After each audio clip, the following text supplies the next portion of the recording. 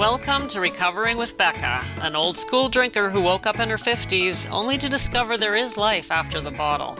I'm your host, Becca Jacobson, and this is one girl's opinion on why we should get sober and how to do it.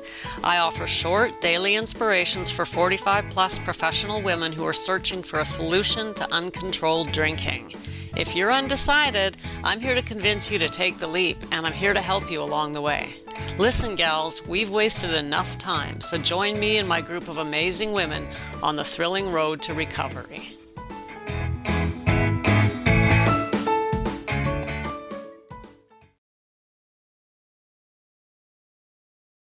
Hello and welcome back. So nice of you to join me again. I have a little story for you. On and off throughout my life, I've been vegetarian. And I started, I think the first time I tried my first sort of consistent, sort of long-term vegetarianism was in my early 30s. My mom and I had gotten interested in the subject, and we decided to go vegetarian. So we did. That, no big deal. Of course, as you know, I was struggling with alcohol, and also, I was a smoker. That's right. I was just realized, yeah. And so, I know, are you hearing the incongruence as I say those words? A smoking, drinking vegetarian. But listen, seriously. So I was in college at the time, and this, we'd go outside. This was in the 90s. We'd go outside and smoke, and a lot more people smoked then. And I'm out there smoking, between classes and getting to know the other students. And one of them, we were talking and I mentioned that I was vegetarian, and she flipped. She thought it was the funniest thing she'd ever heard of. She says, "You're standing here smoking a cigarette and you're telling me you're a vegetarian." She's like, "Well, what's the point?" And I was really insulted. I didn't really argue it with her, but let's talk about this. What is the point? And besides that, what's the point of, what's this got to do with you and me here today? Well, the point is, just because I wasn't able to quit smoking at the time, or just because I wasn't able to quit drinking at the time, is no reason for me to live on fast food and junk and garbage and eat poorly too. Like, what's the argument? The argument is that, since you smoke and you drink, you might as well just eat whatever you want.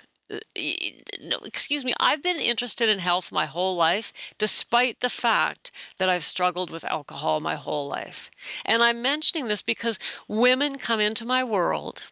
And this is a real sticky point because it gives us that feeling of cognitive dissonance where we have values and beliefs and things that we care about that contradict our behaviors.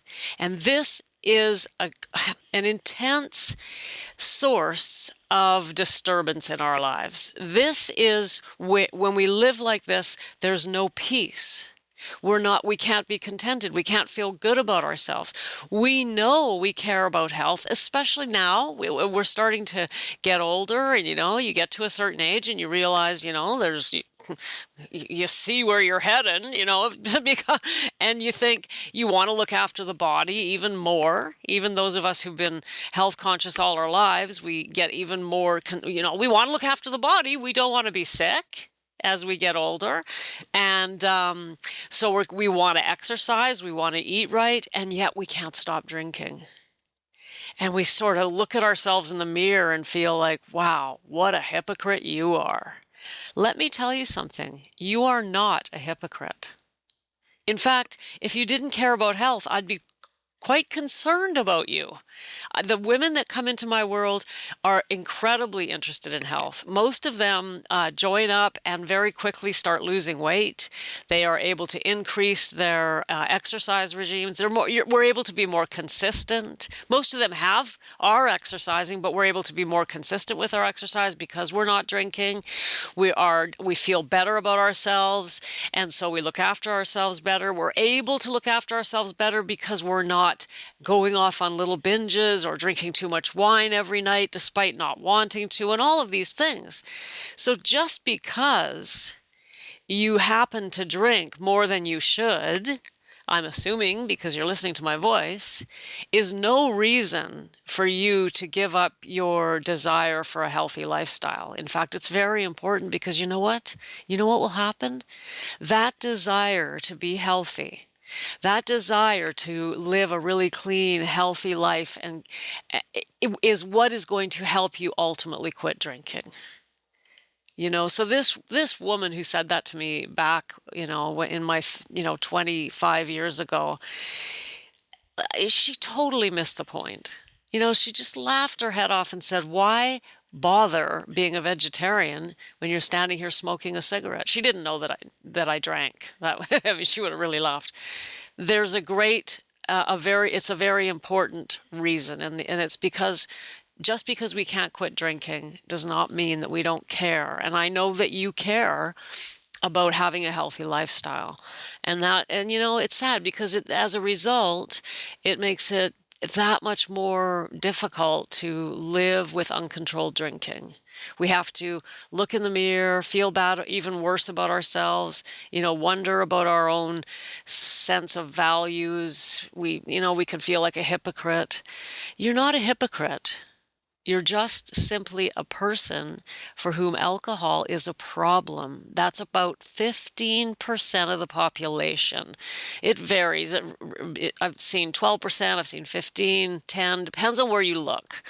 But there's a certain percent of the population who react differently to alcohol. That's me. And that's you, I'm guessing.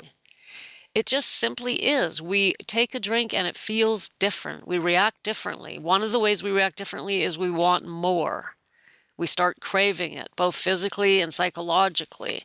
And there's more to it. But my point is that if it's not just because we're weaklings, it's not just because we don't care.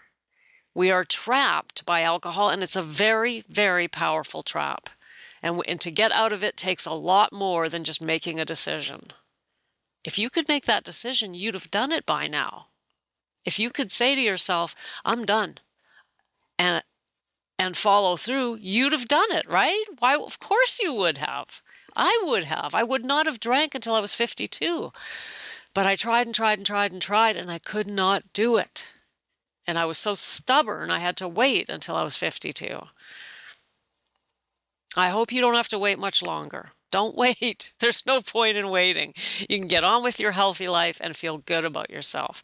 But even if it takes you a little bit more time, I want you to know that you are not a hypocrite.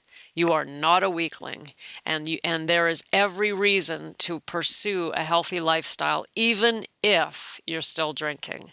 Pursue it with all your heart, because that way, that part of your life can start to take over, and the alcohol will become more and more and more uncomfortable, and you'll be more likely to make that final decision, get the help you need, and get out. There it is, gals. Thanks for joining me today. I'll pop in tomorrow for a little inspiration. In the meantime, sending you love, and of course, I'm rooting for you. Bye for now.